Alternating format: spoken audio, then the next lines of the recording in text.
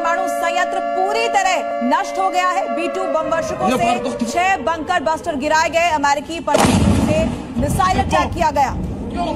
और जो Fordow nuclear site है सबसे सुरक्षित न्यूक्लियर साइट है ये, और उस पर ये बड़ा हमला हुआ। और जानकारी ये भी सामने आ रही है कि 30 मिसाइलों के हमले से परमाणु संयंत्र को पूरी तरह से तबाह कर दिया गया। और देखिए एक और खबर आ रही है, आपको बता दें जिस तरीके से ये पूरा हमला बोला गया है। नतांज जो कि एक और न्यूक्लियर साइट है, और साथ ही इस्फहान उसकी 75% परमाणु सुविधाओं को पूरी तरह से खत्म कर दिया गया। ये B-2 बॉम्बर्स का घातक प्रहार है जिससे बड़ा नुकसान ईरान को। तो तस्वीरें देखिए, जी न्यूज पर एक्सक्लूसिव आपको दिखा रहे हैं। ईरान के परमाणु ठिकानों पर हमला और फोर्डो न्यूक्लियर साइट जो कि सबसे सुरक्षित मानी जाती थी रणनीतिक रूप से, उस पर बड़ा अटैक हुआ है और नष्ट कर दिया गया है। 30 मिसाइलों के जरिए इस अटैक को अंजाम दिया गया। अमेरिकी पनडुब्बियों से मिसाइल हमला हुआ है। ये बहुत बड़ी खबर है। B-2 बम वर्षकों का यहाँ इस्तेमाल किया गया। 6 बंकर बस्टर गिराए गए हैं यहाँ पर, जिससे ये परमाणु संयंत्र पूरी तरह से नष्ट हो चुका है। ईरान ने भी ये माना है कि हमलों को रोकने में वो नाकाम रहा। जानकारी साझा की जाएगी कि कितना नुकसान हुआ है, लेकिन तस्वीरें सामने आ रही हैं फोर्डो न्यूक्लियर साइट की। ये बड़ी खबर आपको बता रहे हैं, बड़ा नुकसान पहुंचा है अमेरिका के इस अटैक से ईरान को।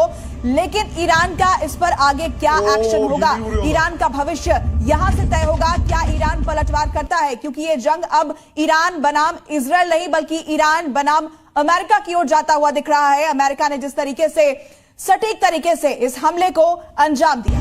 बिल्कुल, और साथ ही ट्रंप ने तो ये भी कह दिया है सख्त लहजे में कि अगर ईरान इतने पर भी नहीं रुकता है तो हमले हम बरकरार रखेंगे, हमला फिर होगा। और ईरान ने साफ तौर पर कहा कि आगाज वॉर का आपने किया है, इस जंग को अंजाम तक हम पहुंचाएंगे। तो लगातार वाकई तो छिड़ा हुआ है, लेकिन यहाँ पर जो नुकसान पहुंचा है B-2 बॉम्बर्स के माध्यम से, बड़ा नुकसान ईरान को। और इस बीच एक और ब्रेकिंग न्यूज, अमेरिका के राष्ट्रपति डोनाल्ड ट्रंप ने कहा कि आज की रात जबरदस्त सफल रही है। ईरान को तुरंत शांति स्थापित करनी होगी, युद्ध बंद करना होगा, वरना फिर से हार का सामना करना होगा। और इसी बात का मैं जिक्र भी कर रही थी कि देखिए अगर इतने पे भी नहीं मानते हो तो आगे भी तैयार रहना होगा, जंग आगे बढ़ेगी। यानी कि सख्त लहजे में बड़ी चेतावनी इस पूरे वॉर में डोनाल्ड ट्रंप की, जिन्होंने प्रत्यक्ष तौर पर इस वॉर में एंट्री अब करी है।